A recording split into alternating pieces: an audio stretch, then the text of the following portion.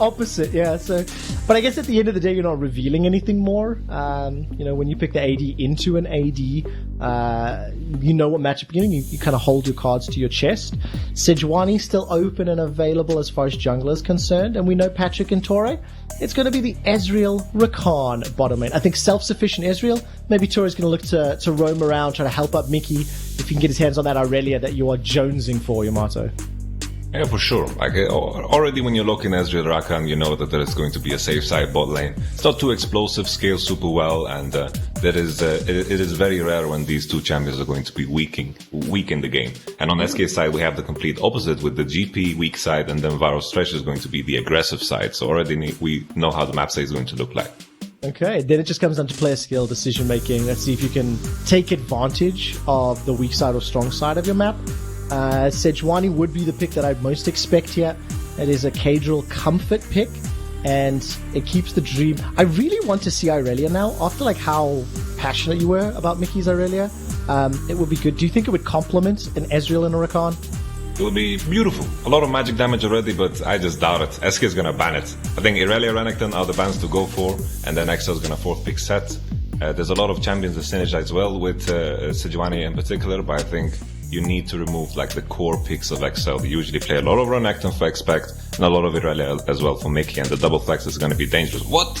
Leaving it open. Okay, so what does this open the possibility, or what does this tell you about SK's strategy? What do you think they want to run that Syndra would counter or do well into? I guess it's just the LeBlanc. They're trying to set up the LeBlanc, but usually if enemy is like the 2v2 mid lane is going to be so weak, Sejuani, Syndra, so I think you can let go of that. I think most of the time XL are going to look for an AD mid laner here. For sure, SK is just going for the composition that they had, very similar to yesterday with the LeBlanc, because Syndra is a decent pick into it. Ivan finds himself in the ban pool. Was it VODS saying yesterday Froskuren's been ranting about Ivan off air a lot? Seen himself banned a couple times. I love watching Ivan, and there's the Renekton that you talked about. So expects comfort pick removed, and that means Sett was the call you were expecting. The hover. Come on, give me the ding. You know what's going to happen. And then SK after LeBlanc. How do SK round out the composition? I think we're looking for a jungler. I think most likely just lock in the Lee Sin, even though it's not that great into Sejuani. Yesterday it worked into Sejuani too. You have a strong 2v2 mid lane, and then you have the SK recipe of success. the split push 1-3-1 composition that works somehow, because you're 5k gold ahead. Just stick to what works. Alright, couple seconds left for SK. 3 wins, 14 losses. They like to make that 4 wins and 14 losses on the split. Last 2 picks to go in. There's the LeBlanc hover for Jenax. And that means we're just looking for this now jungler from Trick. And it's a Kindred? Okay, now I did not expect a Kindred. Okay. Well, it's better into tanks than Lee is, right? You have some percentage damages. It's good into Sejuani, not something we see that often. But Kindred did, in fact, get buffed on 10.6. Some decent buffs for his sustain, some decent buffs for his scaling. I think Kindred works fine into the tanks in general, so it's okay. Okay, but now zoom out and explain how this comp works for me, because it's this mishmash. It's the SK recipe from yesterday, where it's like there's some awesome sauce. It doesn't add up to me, but how do they want to play out the comp? SK's composition just want to avoid 5v5s at all costs. They want to fight 2v2, they want to fight 1v1, 3v3 on side lanes, because any type of 5v5s against Corki, Ezreal, Rakan, Sejuani, Sett are going to be lost very fast. So SK need to find advantages early with the Thresh Varus, then Thresh Varus can play very safe with the Lantern in the mid lane, and then SK just need to try to kill on side. Very similar to what they did yesterday, while XL just need to find positions where they can group and poke, and whenever there are big objectives on the map, then XL can definitely, do some damage with their composition. The key thing here is I think SK is a bit stronger in the early game, so they can secure a couple of dragons, and that's going to delay that point in time where XL can force for that big dragon soul. Oh, but the terrifying thing about that is, if they force some dragons and then pull XL towards them, the comp that doesn't want to 5v5 may be in a position where they're forced to really set up those side lanes well, or they'll be pushed into a corner and forced into a 5v5. So execution will be fun to watch around Dragon 3, Dragon 4. For sure. It's like XL's composition is way easy to execute because it's just a 1-4-1, simple one. If Corki or Sett are strong here, then there's no side lane pressure at all. So if LeBlanc is behind for some reason, all of a sudden there is no game plan at all for SK Gaming. So I'm kind of worried, but they managed to figure it out somehow yesterday. So maybe they can do it again. Let's jump into SK versus XL, Yamato.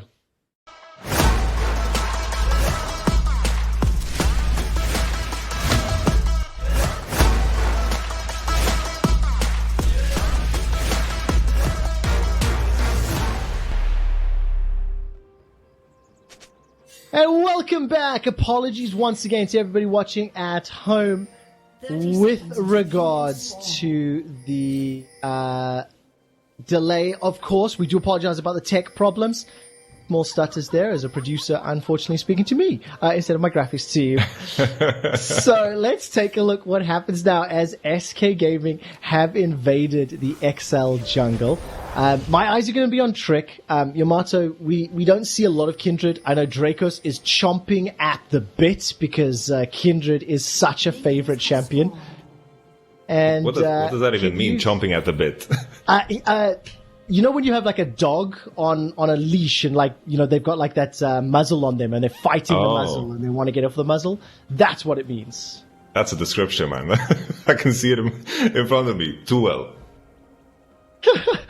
So anyways, what I was trying to say there, Yamato, what do you want to see from Trick? I know you said SK's comp strong early, and obviously on this Kindred pick, it's kind of new, it's kind of exciting. So how did they play out the first few minutes?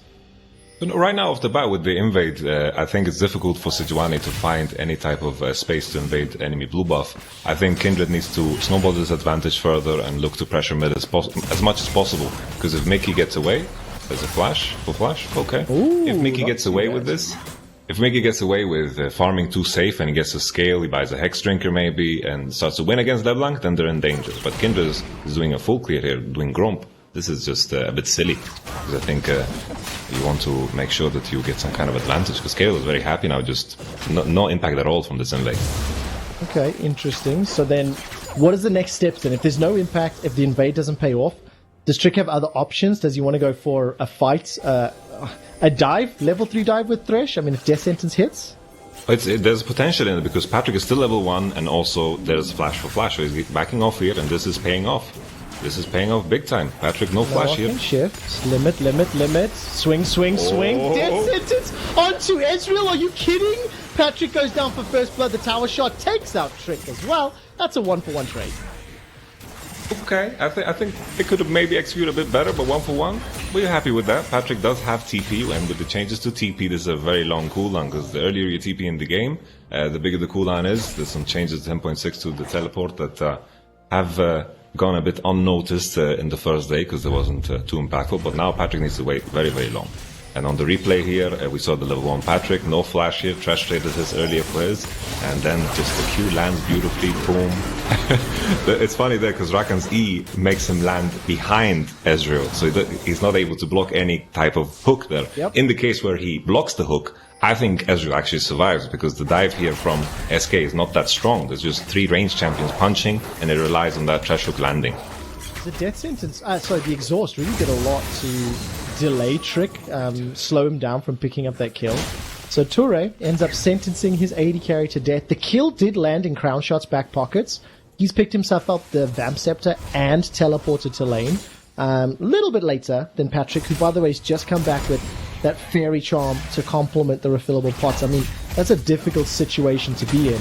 As now Sacre is going to get jumped in. Good barrel damage, will get body booped. True damage, and one more auto. XL, straight out the gate, second kill. So this is the payback, kind of. GP is left on his own. Trick was dividing the map into bottom side. It means that GP is going to be in danger. Sett got to control the wave however he wanted, and then on the bounce, that is where GP needs to be very, very patient and wait for Trick, because Trick is coming right here. He should have waited, given up the space, given up a kill to Sett. It always means danger. If Sett gets ahead, no split pressure, and all of a sudden, SK's win composition or win conditions kind of fall through the waters. But what I really love is in the first 3 minutes of gameplay, the strong side, weak side discussion you brought up in Picks and Bans, Yamato, has come true. Toure trading quite heavily his HP bottle limits, but limit much lower on mana, so Toure and Patrik will be happy as Caedrel's going to step over this control ward. There is a flash on Crownshot, but limit will go down. Third kill secured by XL. It's not done yet. Crownshot gets one back, flashes away to safety, and it's another 1-for-1. 5 kills in 5 minutes. Oh, I like that. I like that a lot, that he got the clean 1-for-1. I wonder if Toure's trade from before, when he lost all of that HP, was just a mistake and he should have kept more healthy. But a good 1-for-1 here means that it doesn't sting too much now for the Varus Thresh lane. Base for Cutlass is huge. Oh my word, Chain flashed away from. I wondered if that was going to go in. It's quite interesting. Teams that are sitting down towards the bottom half of the table, of course. The top lane dive, Yamato, one of the first things, or the top lane kill, one of the first things you said was, maybe Sacre should have waited.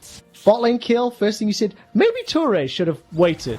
I'm seeing some trends here about teams that are not in our playoffs. So we'll talk about that in a moment, as there is a knock up there into Jenax. He's got his flash available. Lantern goes out. Descendance kicks onto Caedrel. Beautiful flay for 2. Mickey goes down 400 HP as the Dancing Arrows and Mountain Dread do a lot of work. But SK, they punch right back. Honestly, where was this SK? The whole split. They're actually doing moves together. There is some fluidity. They're working like a stretch band. You know, they're kind of moving together on the map. Mid lane needs to be pushed out. Mickey has TP advantage. Everyone moved in to help. They're kind of fluid in the way they transition to pressure, and you begin to see some signs of life. I like this a lot. Some pressure in the mid lane. They got the flash from Mickey, and this might translate into even more. Do you get nervous when you see, the comp that you mentioned stronger early? 500 gold up. They've conceded 3 kills for 3. Kill on Sej, kill on Ez, kill on Rakan, or is it still fine? And it's the next 5 to 10 that'll really define how SK can accelerate. Yeah, it's the key thing here is the next 5 minutes. Corki, no flash. Package is gonna show up at 8 minutes. We have the Rift Herald swap. Varus is gonna have Varus ultimate against an Ezreal that doesn't have a cleanse. Same thing for Torre. If he gets Varus ulted, all of a sudden he just gets one shot. There's these next 5 minutes where everything, the sharks are gonna begin to appear. If they don't get fed during these times, then okay, I'm gonna give up on the SK composition, but now is the time for action. They need to continue at a similar pace, and they need to just keep going. All right, that's what I want to see, and evaluate SK's choices. I still want to see a little bit more from Trick as well. I love seeing different junglers, especially on a player that has received a lot of criticism. We'll talk about Trick in a moment, though, because Caedrel now moving up a little bit away from level 6. The wave will bounce back shortly, looks like. And is there enough for an insta-kill here? Mickey takes a lot of damage, but yeah, I mean, Caedrel's just going to get spotted by this ward. I wondered if he was going to be brave enough to just sit and wait, and the answer right now is no. I wonder if they can threaten a dive. It's pretty tricky against a GP. He has so many biscuits. He has stocked up on rations. No problem. I think he'll be fine. Yeah, he will be indeed. So, XL, what did they do to come back from this, YamatoCannon? It's all about that patience. Corki's going to base for the package now. They have a moment of pressure. If they can do something with it, because Rift Herald spawns, it seems like XL just trying to respond by going towards the Drake. XL's name of the game is just survive. Survival. Really nicely done. Well timed. The True Shot Barrage ends up helping SK Gaming out, and XL slowly falling back, but this is going exactly to plan, YamatoCannon. It's almost like you understand how this game works and how these teams play, which I'm really happy and thankful for, because I haven't got a clue, my friend. My goodness, I would hope so, man. I've spent so many hours on this game. It worries me sometimes, when you read on Reddit about subjects that you don't know about, Like I read on League of Legends subreddit, and it's, I'm just going to wait with the story after this Well, fight. I like the story, though. A lot of damage traded backwards. Lancer Spite still available for Trick, is held on to. Torre flash forward, there goes, woof! And that picks up an easy kill for Lamb. And I agree with you, my man. I've accepted my knowledge sphere in the world as not being the most diverse, but I'm thankful for Reddit upvoting interesting topics for me to at least skim the surface of many different things. Because that's where I get worried, I read the League of Legends subreddit, and people, things get upvoted that are like, what is this? What on earth? And then I read other subreddits where I don't know anything, and all of a sudden, I begin to question everything. But here, very good call from Trick, using his brain to be in position, to call the gank. They use the Gangplank ultimate, and all of a sudden it turns out to be a kill. Rakan used flash earlier on the gank, and there's the punish. Crownshot used his Varus ultimate, and at this point in the game, it almost guarantees a kill. Yeah, it really does. And I got to go back to something you said in our little Phil discussion. For the last game of the split, SK, yesterday and today, they setting themselves up for maybe a 2-0 weekend. This might be the caster curse of Legend. 10 minutes in, of course, I'm saying that nonsense. But, no, seriously, they're proactive, they're moving together. This Kindred's working out well, and now there's a potential contest. XL will finish this teleport. SK, Yamato doesn't think you should be in this situation. They're going to commit for the fight for now. No, they're not. Back away. Good call, I think, from SK. Axel getting some extra tempo there with the Ezreal TP, moving up to the Drake first. I was worried there because Tori was level 5 and Thresh was level 6, so there was like an old disparity, but with the better tempo there was no fight at all, and SK was just way too late and way too scattered to find a 5v5 or poke for a 5v5 or do anything at all, honestly. And that's actually a big deal, because XL are down 1,000 gold, and the Herald plus some plates, which are still up for 3 minutes, that can easily be balanced back or brought back, so let's see how they use it. It's with Caedrel. Caedrel's near the top lane. He's got access to the prison, so if he wants to pick any fights, he can, and he's not going to do it just yet. I'm impressed by how well Sacre has survived here, considering he got dove and killed, and he was pressured by Sejuani a lot. Spotted him out the one time, and he's ahead, or even in CS, which is quite decent for him. Sett is going to snowball better, scale better into the matchup with the lifesteal, because the poke is going to be kind of non-existent. But definitely well played from Sacre after the comeback when Ventair was coming in, so the fire is back in him. I'm glad to see it. Yeah, 12 minutes in, a Dragon to SK, Infernal's up in a minute and a half, so we've got Mountain or Ocean Rift that'll come our way. Gold, 1,000 different. CS is bang on even across, and we're starting to hit that first item pickup. Jenax has used the distortion, gets caught by a flail, there goes Turin! Jenax will just use the flash to escape, so it was only the quickness that was used. As now Patrik just looks like he's going to get soloed. Holy. That's it, we talked about it, Crownshot, owning Patrik. Very beautiful. We have some continuation. Oh, yeah, we do. I wasn't quite sure what to do there. I thought someone was going to die. It ends up being a 1-for-1. Cannon Barrage and Lamb's Respite help out. I really didn't think they were going to keep chasing, but they did and showed me wrong. SK Gaming, they lose 1, but they pick up 2. SK is collecting blood for the whole split, I feel. All of that aggression has been kind of, built up, and they're unleashing it now on XL. I think the fight in mid lane, Kindred could have maybe ulted. Maybe there was a way to save LeBlanc. I'm not too sure. Everything happened so fast. But the Crownshot 1v1 against Patrik, he has no cleanse against the Varus. That is a big danger. We are not playing on that 7 ping anymore, so it's more difficult to dodge it with the Ezreal E. But he got hit there, and with the flash after, it was a solo kill for Varus, which is going to be huge for this game, because if Varus is ahead of everyone, all of a sudden with that Thresh Lantern, maybe he can like smurf and kill all of these tanks that XL have with the front line of Sett and Rakan and Sejuani and so forth. Oh, I love it. I mean, 3-0-1. He was the player we talked about right at the beginning, and Jenax and Sacre, they're going to look for a fight. There's the body slam. Expect steps backwards. Keeps getting shot in the face. It's slowed down by the hose, and it is just a matter of time. But that is insane. Ninja tab by a Vamp Scepter, and Sett lasted that long? That actually is like crazy stuff. He lasted 200 years. It was crazy, man. It's wild. Yamato, how good of an AD carry are you, my friend? Honestly, I'm okay. Like, I used to play AD carry for Team Solo Medley, because we switched. Like, it was me and Nuktak playing bot lane together, because we were done with all the bot lanes that are complaining, and we just wanted to show everyone how easy it was. And we were quite decent. We were quite good, honestly. Nuktak can confirm. Nuktak can confirm. We might have to ask him that, post-it interview. I don't know if it's confirmed or not, but are you going to be playing with a British squad as an AD carry? Yes. Oh! I'm worried. Twitch Rivals, that's going to be wild, but hopefully the coach experience is going to shine through, and I can shot call some games to victory, I hope. I'm very excited to see how that plays out. Oh man, it's going to be interesting. But the next dragon spawned, it's Ocean Rift. Out of interest, like when you speak to players and coaches and look at the game, is there a lot of discussion on how much the Rift change impacts either team comps or decision making? Rarely. It's so hard to think about it, because you are choosing your composition before. Let's just talk about after the dive. Why? Every time I try to have a conversation, a fight happens. Sacre will go down, and that was a 4-man dive. The tower almost takes Mickey out, and in reply, the mid lane tower is now going to get sieged. So XL get the first tower. They had that a little moment ago. They should be able to win this race now, as Crownshot and Trick are destroying this tower. 2 AD carries. Well, AD carry jungle ADC. Do the damage and then maintain that lead. Honestly, the players are so rude. We're trying to have a conversation and they just start fighting. Who do they think they are? Jokes aside though, this was very good for SK. They got a mid tower, top turret. Mid turret means so much because it opens up so much space on the map. So all of a sudden now, Crownshot having Prio all of a sudden pushes Patrik and Tori even further into the map, and having mid priority with this Varus is going to mean so much more. And SK can actually set up even more on the side lanes because of this. So if teams and players don't focus their time talking about the impact of the Rift out of game, surely in game you would consider it and you look, okay, hey, does the Infernal or the Mountain or the Ocean Rift in this case, how does this help or hurt your comp?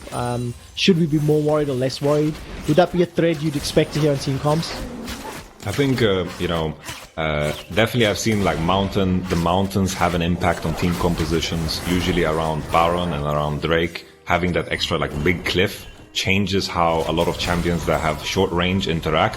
For poke compositions, it gets a lot worse when there's more bushes and there's more mountains, because there's more positions where people can actually flank from. And then when there's the Cloud Drake and the Infernal Drake, that open space is so good for the poke compositions because they can just keep everyone in vision, and those flanks are harder to pull off. So definitely, I've seen these kind of aspects of the map definitely have a lot of impact, and it's going to be interesting as team progresses and everything progresses, because in the past I remember when plants came in and I was like, what the hell is this? What is going on with these plants? It's actually cone, honey fruit, and now it's a part of the everyday life.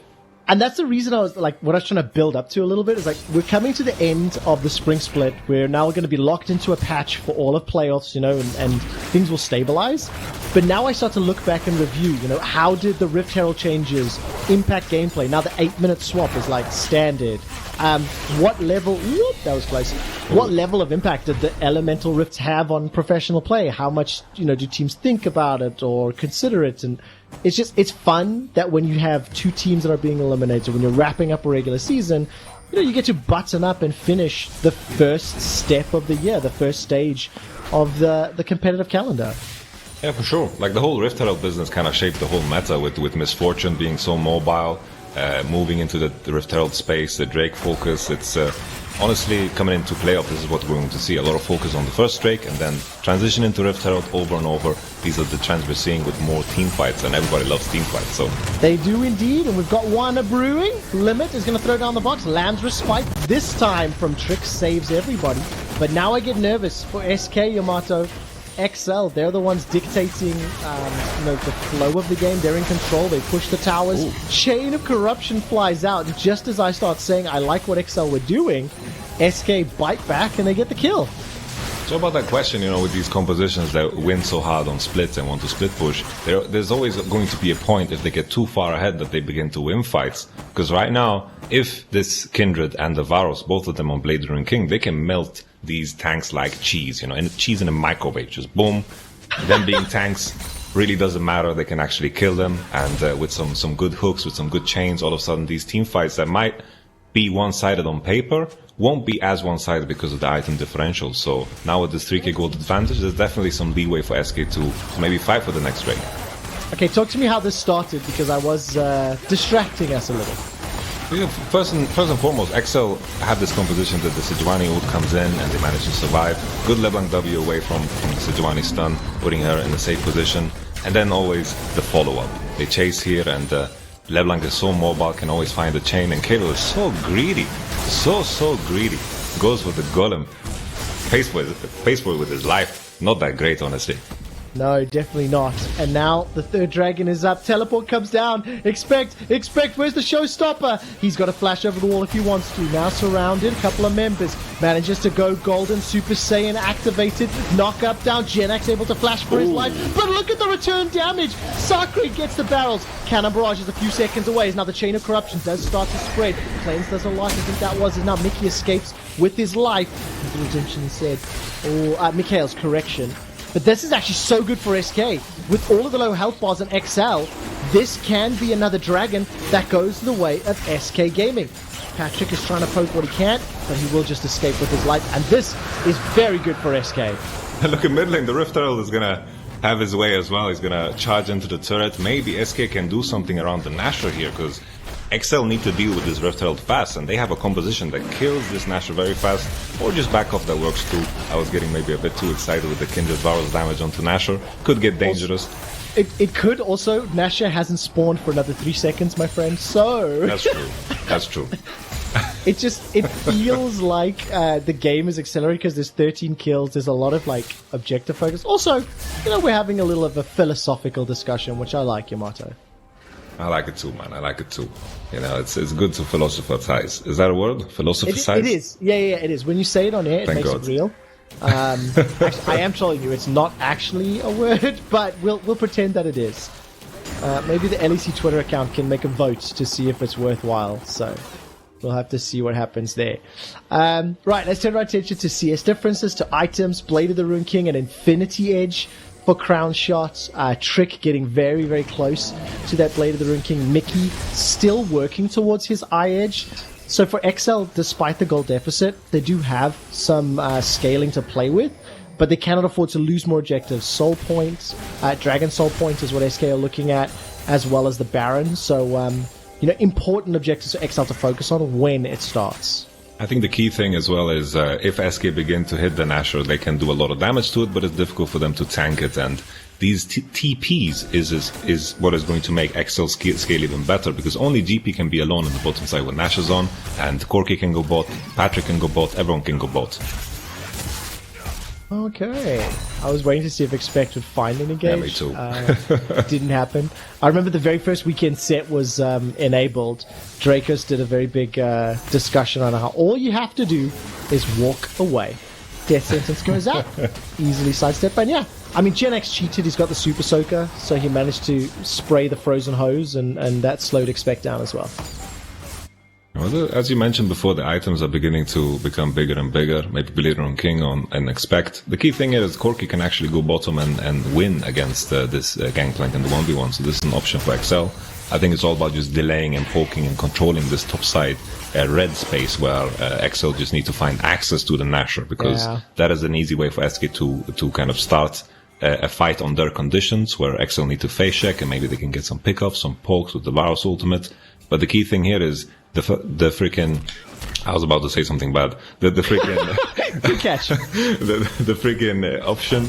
I should stop saying freaking. The option to go into topside and snowball becomes more and more limited because of the lack of TPs. XL now are beginning to become the more split push composition if they decide to use their TP pressure. Now on 10.6, this TP cooldown is very, very low. So they have the option of sending Corki into the bottom, killing GP, and then snowballing and stalling out the game even further if they choose to do so. So this is what I'm hoping for from XL. Would you think, if you look at the game state right now, that XL are going to be the team, with the TP advantage, with the, reducing gold lead as we continue to scale up, eye edge for Corki, 2.5 items for Patrik's Ezreal? Like, do you think this is the team, based on the caliber and the players, that they can pull this back and start to set themselves up for a split push victory?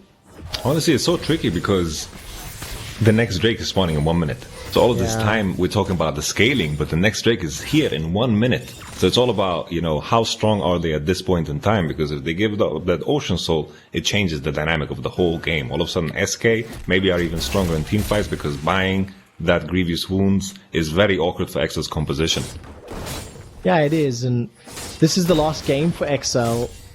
For a team that was pretty, I don't want to say hype, but like a team that a lot of people were excited for in the preseason after seeing the opening weeks. I mean, if they were to go down to SK Gaming, finish the split 7-11, Young Buck said yesterday, hey, if we'd gone 7 or 8 wins in spring splits and made playoffs, we would have been happy. But because the league is top heavy, that wasn't enough. What do you think of XL spring split, as they're in a position to likely lose the game? Honestly, it's been quite disappointing, because they started off on such a good note. Very strong early game, and that was the edge they had over everyone else, but they haven't continued to grow. And with the hype around their players, Patrik and Young Buck and so forth, it's been quite stale and disappointing, and this is the time to show something new for us. SK has been very impressed with this game. I think this next Dragonfire is going to be the key climax of the whole game so far. Well, Dragon may not even be needed. There's a death sentence, connects onto Caedrel, but look at the re-engage. That's a gigantic package drop from Mickey all over SK. Expect is taking a lot of damage as he starts to retreat. Nobody's died just yet. How has nobody died? Because of Lamb's Respite. That kept SK alive. Now Sacre is in trouble. He's running for his life. Mystic shots being fired one after the other. Jenax will be able to get that Q down. and the dragon will be started. The Ocean Soul will allow the regeneration, and that is so valuable for SK Gaming. They're turning towards the Nasher. They're using both TPs. TPs coming online. Jenax completely out of mana. SK out of position. But this is something that is going to be kind of all or nothing. All in, they say. Poker chips on the table. That's it. Do or die. XL eSports. La la la la la. That's a lot of damage from SK though. SK want to silence the chants and cheers and send XL back to the UK with another loss. Flash away from Patrik as their sentence almost connects. Chains of the chains from Jenax, unable to find the route. And now all of a sudden, XL are running for their lives. Can SK do Baron? They're going to try it. So much damage. The Kindred and the Varus, they do it quick, but I think you just reconsolidate, use that money, buy some new items, realize that you have an Ocean Soul, realize that it's completely broken, and most likely you're going to win the game. So just chill, take it easy, no risk. Yeah, the barrels from Sacre slowing up. Look at his HP regening, by the way. It is so powerful. I wish I had the Ocean Soul in real life. That would be crazy, man. It would help your sore neck. You know? Yes. Yeah. For everybody that doesn't know at home, Yamato has neck troubles, and he's an old man before his time. Yeah, my body is like 50. Honestly, my back, my neck, my hands, everything's falling apart.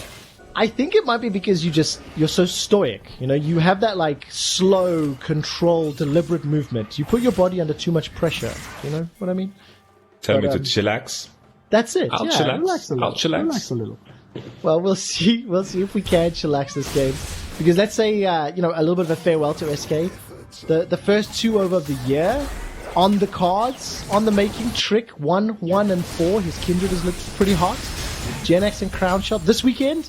They say, whatever the playbook is, whatever the traditional comps are, damn that.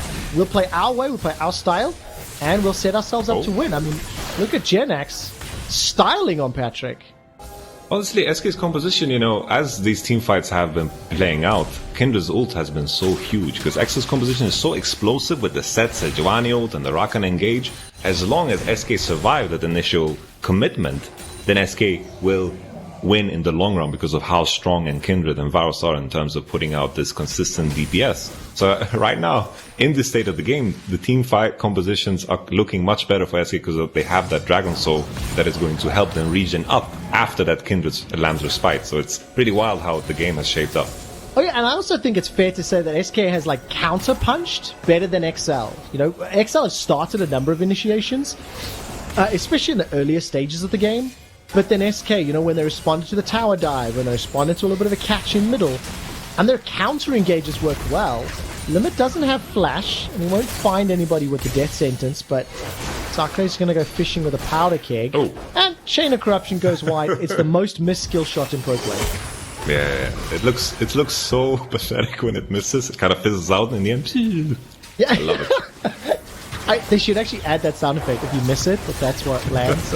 Well, look, this could be the final nail in the coffin. That Baron is being melted down, and it will be at the cost of Limit's life. Death sentence goes wide. Baron is in trouble! Caedrel got into the pit, but he didn't get the steal. It goes the way of SK Gaming. Caedrel goes down.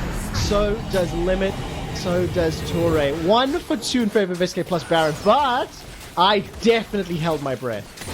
Honestly, I need to slap myself in the face a little bit because this is SK going 2-0. They are stomping. And the fact that they have Nasher now, they have the Ocean Soul. XL need to find grievous wounds in their builds. Like you see Ezreal buying the, Executioner's Calling is kind of rough. And they just started up like Varus and Kindred do it so quickly. At this point in time, we were talking about how it's difficult for them to tank it, but with the soul, it just doesn't matter anymore. It drops to 1000, boom, there goes the Kindred Smite. 2 levels ahead, no worries at all for Trick. This is honestly a top tier SK. Like, they should have figured this out a long time ago. It feels like SK are kind of just playing whatever they want. They get to express themselves, and maybe this was the core issue of SK, that they weren't allowed to express themselves. They should just draft like this the whole split, and maybe we would be talking about how SK are going into playoffs, because this has been some good level of league. Oh, Patrik! I'm not sure you want to talk and shift that way, but yes, Yamato, I completely agree. They do say better late than never, but unfortunately sometimes if you're too late to arrive, you don't get to stay at the party. So SK Gaming They will be pushing down with Baron with a gigantic 8,000 gold lead. I mean, look at the bounties on 4 of the 5 members. Limit 029 on the KDA, 403 on Crownshot, 412 on Jenax. Ocean Soul doing work. And Jenax is busy pushing in the mid lane. I mean, SK, we want to see more of this in the summer split. Please, we want to see this level of play. Jenax just styling on expectant. Multiple lanes being pushed on Yamato. This is the final siege. Like, how OP is Ocean Soul? I saw Ezreal and Corki landing rockets and mystic shots and everything was just hitting, but they were just standing there, all attacking creeps. Ocean Soul is on, no problem, no worries. SK can't really die at this point. No, they can't, and SK earned that Ocean Soul. 12 kills to 6. There's the Lamb's Respite. Tanks be damned. Team fight comp be damned. Lamb's Respite and Fed carries is all you need. Ture is running for his life as multiple flashes go down to chase Mickey. One last hit under the fountain. It will be at the cost of Trick's life. The Nexus turrets are now being focused on Jenax. He wants number 16. Kill number 16. Taking the tower shots. Ture, one more spell. Come on, observers. Give us the kill. The Nexus is being focused. The turrets are down. SK are looking to go 2-0. Will Ture survive? I think that he will. I don't actually know what's happening with the Nexus because I can't see it. And we go all the way back. SK Gaming get their 16th kill. 10 of them involve the Jenax. SK go 2-0 to close out their streak. Honestly, quite sick. You know, I don't know if it's XL and Rogue just completely collapsing because I think there's some sense to it, but SK honestly playing decent games. They were decisive. They were doing some moves on the map together. They were reading the plays of the enemy. They had like a clear-cut plan coming into it. Just divide the map, dive bottom with the flash Thresh on Ezreal, trade summoners. Honestly, I liked it. This is something that was lacking throughout the split, and SK coming to life here in the last week. Absolutely the case. And Yamato, you know I'm a fan of the most in-depth, most informative, most valuable stats, and I call them quick stats. Would you like to know which 2 teams are the only teams that did not get a 2-0 week this split? Give it to me. XL, eSports, and Vitality. That's it. That's the mic drop. I'm quickly going to announce the LEC player of the game. It is Jenax, Crownshot, or Limit. Head over to @LEC on Twitter to vote. Yamato, I'm going to leave you with that mind-blowing stat because after the break, Law checks in with Crownshot, and Rogue looks to step one step closer to 4th place. Yamato and I'll be back.